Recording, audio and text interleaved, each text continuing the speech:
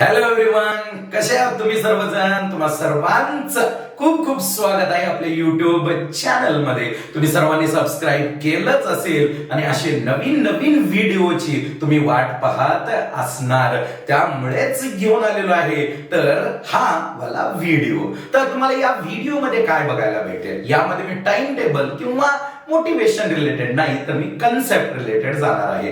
हा चॅनल आपला फिजिक्स या नावाचा आहे म्हणल्यानंतर फिजिक्सच्या कंटेंटवर आपला मेजॉरिटी फोकस राहील. मोटिवेशन टाइम टेबल मी देत राहणारच, पण त्यासोबत कंटेंट इज व्हेरी इम्पॉर्टंट. ज्या टाईपचे एक्झाम्स, कॉम्पिटिटिव्ह एक्झाम ज्या होत आहेत, ज्या टाईपचे क्वेश्चन्स एक्झाम मध्ये येत आहेत, तर आपल्याला क्वालिटीकडे थोडस लक्ष द्यावंच लागेल. क्वांटिटी तर इम्पॉर्टंट आहेच, परंतु क्वालिटीवर फोकस करावं लागेल. आता बघा, या व्हिडिओमध्ये मी इलेक्ट्रोस्टॅटिक फोर्स रिलेटेड एक इम्पॉर्टंट पॉइंट घेऊन येणार आहे. ठीक आहे, शिकवणार आहे पुढे. काही जणांनी बोर्डवरती मागं पाहिलंही असेल, त्यांना समजलंही असेल, पण एक पॉइंट इम्पॉर्टंट आहे तो सांगतो की लास्ट इयर मी ज्या बॅचला इलेक्ट्रोस्टॅटिकचा एक क्वेश्चन शिकवला होता, तो एक्झॅक्ट सेम क्वेश्चन नीट 2025 मध्ये आला होता.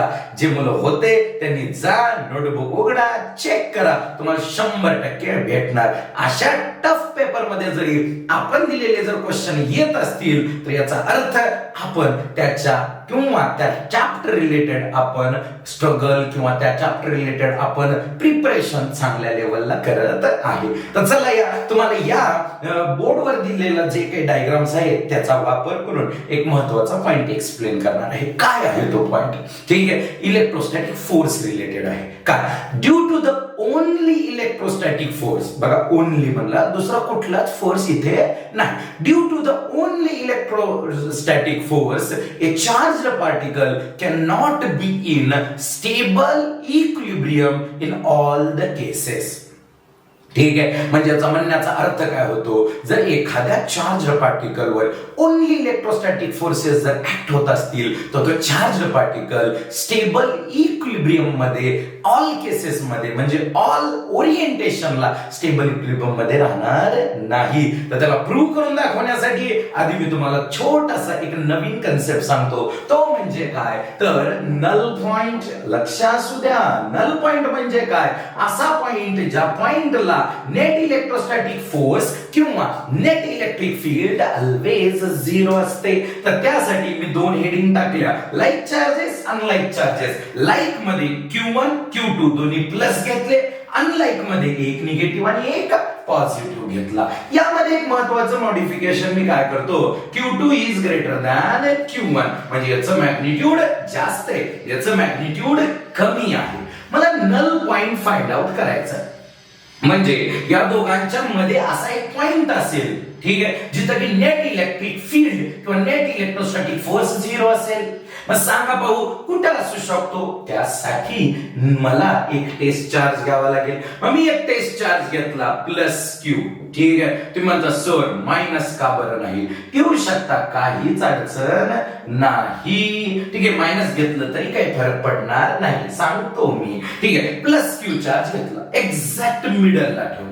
सांगा बरं, एक्झॅक्ट मिडलला जर ठेवला तर हा याच्यावर जो रिपल्सिव्ह फोर्स लावेल आणि हा याच्यावर जो रिपल्सिव्ह फोर्स लावेल, त्यांचं मॅग्निट्यूड सेम राहील का? नाही, डायरेक्शन अपोजिट राहील. चालतंय, कारण आपल्याला जर नेट फोर्स 0 आणायचा असेल तर मॅग्निट्यूड सेम पाहिजे, पण डायरेक्शन अपोजिट लागेल. परत इथं मिडलला ठेवल्यानंतर म्हणजे T/2 ला ठेवल्यानंतर बिलकुल ते आन्सर येणार नाही, कारण हा मोठा चार्ज आहे, हा छोटा चार्ज आहे. मग मला काय करावं लागेल? मला हा +Q सेंटरला ठेवून जमणार नाही. मग कुठं ठेवू? मोठ्या चार्जच्या जवळ का छोट्या चार्जच्या जवळ? सांगा पाहू, कमेंट मध्ये सांगा पाहू. तर मला ठेवावं लागेल छोट्या चार्जच्या जवळ. का बरं सर? कारण बघा, आपल्याला या +Q वर लागणारे जे दोन फोर्सेस आहेत ते कसे पाहिजे? Equally magnitude, opposite in direction. मग हा चार्ज कसा? छोटा, मग त्याचं या मोठ्या, हा जो +Q चार्ज आहे याच्यापासूनचं डिस्टन्स पण छोटा चार्ज, छोटा डिस्टन्स, बॅलन्स्ड फोर्स. यासाठी हा मोठा चार्ज आणि डिस्टन्स आपण मोठं ठेवणार. मोठा चार्ज मोठं डिस्टन्स बॅलेन्स्ड फोर्स. ठीक आहे, मग मी म्हणलं थोडस या Q1 च्या जवळ घेऊ आपण, म्हणजे या प्लस Q ला मी ठेवलं या ठिकाणी ठेवल्यानंतर आपण चेक केलं तर F नेट जो होता, नेट इलेक्ट्रोस्टॅटिक फोर्स काय आला 0. मग ते जे डिस्टन्स आहे त्याचं आपण त्याला म्हणलं x. ते डिस्टन्स मी कोणापासून मेजर करतोय, द मॅग्निट्यूड वाईज जो छोटा चार्ज आहे त्याच्यापासून. मग चला x चा फॉर्म्युला आहे तो x d/√, मोठा चार्ज बाय छोटा चार्ज, स्क्वेअर रूटच्या बाहेर +1. ठीक आहे, हे समजलं सर्वांना. याचा अर्थ त्याच्यावर नेट फोर्स काय हा 0. हा जो पॉइंट आहे x डिस्टन्सला जो पॉइंट आहे ज्या ठिकाणी तुम्ही हा +q चार्ज ठेवलाय तिथं नेट इलेक्ट्रोस्टॅटिक फोर्स आणि नेट इलेक्ट्रिक फील्ड 0 राहील. ओके, जर चार्जेस बदलले, अनलाइक चार्जेस जर आले तर काय होईल सर? अनलाइक मध्ये एक मायनस आहे एक प्लस आहे. इथं ही कंडिशन मी घेतली Q2 is greater than Q1.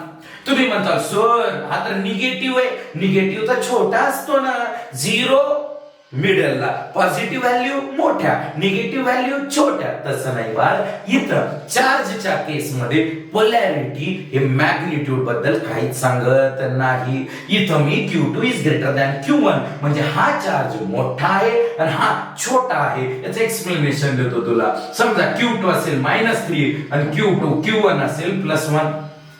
Q2 असेल -3 कुलम आणि Q1 असेल +1 कुलम. यातला मोठा चार्ज कोणता? तर -3. मायनस साइन तो मोठा किंवा छोटा हे नाही सांगत, तो पोलॅरिटी सांगतो. हे मॅग्निट्यूड कडे बघा, 3 मोठा का 1 मोठा? 3 मोठा. तर Q2 हा चार्ज निगेटिव्ह आहे म्हणून तो छोटा असं म्हणायचं नाही, मॅग्निट्यूड वाईज पाहायचं. ठीक आहे, हा मोठा आणि हा छोटा. आता मला टेस्ट चार्ज ठेवायचा. टेस्ट चार्ज दोघांच्या मध्ये ठेवू का? ठेवून बघू, काय अडचण आहे. बरं, छोट्याच्या जवळ राहावं लागतो ना तो, है ना, छोट्या चार्जच्या जवळ राहावं लागतो म्हणून मी Q1 च्या जवळ मी या Q ला ठेवलं. सांगा हा मायनस काय करेल? याला अट्रॅक्ट करेल.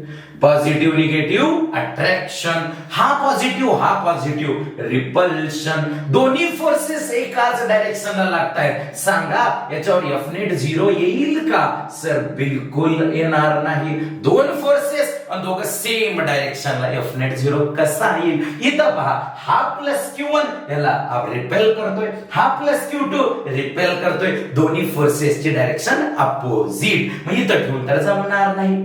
ठीक आहे, मग कुठे ठेवायचं? Q2 च्या लेफ्टला का Q1 च्या राईटला? ठीक आहे, तुम्ही म्हणता सर असं दोघांच्या मध्ये नाही येणार का? नाही येणार, तेच तर एक्सप्लेन केलं. मग कुठे येणार? तर सर थोड्या वेळापूर्वी तुम्ही सांगितलं होतं नल पॉइंट हा कोणाच्या जवळ असतो? छोट्या चार्जच्या जवळ. का बरं छोट्या चार्जच्या जवळ? तर छोटा चार्ज छोटा डिस्टन्स बॅलन्स, मोठा चार्ज मोठा डिस्टन्स बॅलन्स. मग हे डिस्टन्स झालं आपलं x. काय झालं? Distance x. आणि अनलाइक चार्जेस मध्ये x चा फॉर्म्युला बघा, x d/√, Q2/Q1 ब्रॅकेटच्या बाहेर, स्क्वेअर रूटच्या बाहेर, ब्रॅकेट नाही स्क्वेअर रूटच्या बाहेर -1. इथं स्क्वेअर रूटच्या बाहेर काय होता? +1. लाईक चार्जेसचा फॉर्म्युला बघा नल पॉइंटच्या डिस्टन्सचा आणि अनलाइक चार्जेसचा फॉर्म्युला बघा नल पॉइंटच्या डिस्टन्सचा. हे x डिस्टन्स कोणापासून? तर छोट्या चार्ज पासून. Okay fine. आता जाऊ आपण स्टेटमेंट कडे की due to the only electrostatic forces a charged particle cannot be in stable equilibrium on the all the orientation. म्हणजे ऑल ओरिएंटेशन मध्ये वेगवेगळ्या ओरिएंटेशनला तो स्टेबल इक्विलिब्रियमला राहणार नाही. तर बघा या ठिकाणी मी हा जो +Q चार्ज आहे याच्याबद्दल बोलतो. ठीक आहे, याला जर मी डिस्टर्ब केलं, ठीक आहे, इक्विलिब्रियमचा अर्थ आधी समजून घ्या. नेट फोर्स 0 आहे म्हणजे इक्विलिब्रियमला आहे, काही प्रॉब्लेम नाही. त्याला जर डिस्टर्ब केलं आणि तो जर परत त्याच पोझिशनला येत असेल तर समजून घ्यायचं स्टेबल इक्विलिब्रियम आहे. आणि जर नाही आला तर समजून घ्या अनस्टेबल इक्विलिब्रियम आहे. मी काय केलं, या +Q ला थोडंसं राईटला शिफ्ट केलं, थोडंसं राईटला शिफ्ट केलं. सांगा बरं Q2 आणि +Q मधलं डिस्टन्स काय झालं? कमी. म्हणजे त्यांच्यातला फोर्स वाढला. यांच्यात कोणता फोर्स होता, अट्रॅक्टिव्ह का रिपल्सिव्ह? रिपल्सिव्ह. मग रिपल्सिव्ह फोर्स वाढला म्हणजे हा Q2 त्या प्लस Q ला अलीकडे आणलं आपण, तर त्याला ढकलतोय, तिकडे जा म्हणतोय, जा तिकडे म्हणतोय, म्हणजे तो त्याच्या ओरिजिनल पोझिशन किंवा मीन पोझिशन किंवा इक्विलिब्रियम पोझिशन कडे पुश करतोय. ठीक आहे, मग मला सांगा हा जो प्लस Q1 आहे याच्यापासून हा दूर गेला होता. ठीक आहे, हा प्लस कॅपिटल Q या प्लस Q1 पासून दूर गेला होता, म्हणजे दोघांच्या मधला रिपल्सिव्ह फोर्स काय झाला होता, कमी.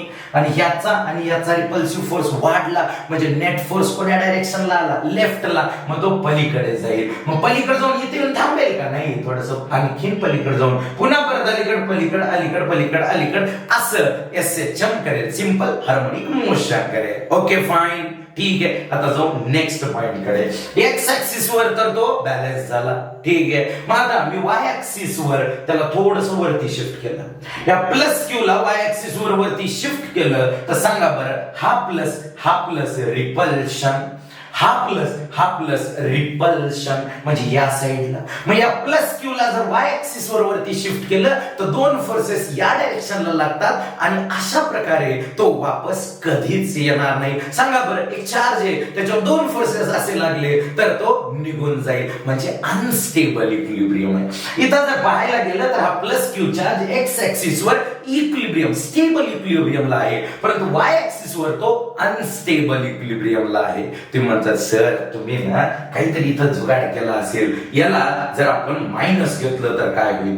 ठीक आहे, तुमच्या हिशोबाने मायनस घेऊ. याला जर मी वाय ऍक्सिस वर थोडस शिफ्ट केलं तर हा प्लस Q1 या मायनस Q ला अट्रॅक्ट करेल, हा प्लस Q2 या मायनस Q ला अट्रॅक्ट करेल, म्हणजे तो खाली येणार, त्याच्या इक्विलिब्रियम पोझिशन कडे येणार आणि तो इथं SHM करेल. तर स्मॉल डिस्प्लेसमेंट असेल तर SHM करेल. याचा अर्थ काय झाला, स्टेबल इक्विलिब्रियमला आहे. पण मी जर या चार्जला जर थोडं एक्स ऍक्सिस वर मूव्ह केलं, मे बी तुम्ही लेफ्टला करा किंवा राईटला करा, काही अडचण नाही. मग मी काय केलं, राईटला थोडं शिफ्ट केलं, हा निगेटिव्ह हा पॉझिटिव्ह, आणि दोघांमधलं डिस्टन्स कमी केलं तर यांच्यामधला अट्रॅक्टिव्ह फोर्स वाढला. त्यानंतर हा पॉझिटिव्ह हा निगेटिव्ह, या दोघांमधलं डिस्टन्स वाढलं, याचा अर्थ अट्रॅक्टिव्ह फोर्स कमी झाला. या ओव्हरऑल कंडिशनचा अर्थ काय होतो, जर तुम्ही मायनस Q ला थोडस जरी राईट साइडला शिफ्ट केलं तर हा जो मायनस Q आहे त्या साइडला निघून जाईल, म्हणजे याचा अर्थ काय झाला, तर तो वापस परत त्या इक्विलिब्रियम पोझिशनला येणार नाही. याचा क्लिअर अर्थ होतो अनस्टेबल इक्विलिब्रियम. तर बघा, बोर्ड कडे बघा, तुम्हाला महत्त्वाचे पॉइंट्स लिहून घ्या आणि तुम्ही त्याला ऍड ऑन करा तुमच्या शॉर्ट नोट्स मध्ये. तर आता सर्वांचं लक्ष इकडे असू द्या, मी समराइज करतो पूर्ण कन्सेप्टला. सर्वात पहिलं स्टेटमेंट दिलं, due to the only electrostatic forces a charged particle cannot be in stable equilibrium for all the axes, for all the orientation, for all the cases. ठीक आहे, मग आता त्यानंतर नल पॉइंट वर आलो. नल पॉइंट जर विचार केला तर असा पॉइंट जिथं नेट इलेक्ट्रोस्टॅटिक फोर्स 0 आहे. लाईट चार्जेस साठी तो दोन चार्जेसच्या मध्ये येतो आणि छोट्या चार्जच्या जवळ येतो, त्याचा हा फॉर्म्युला.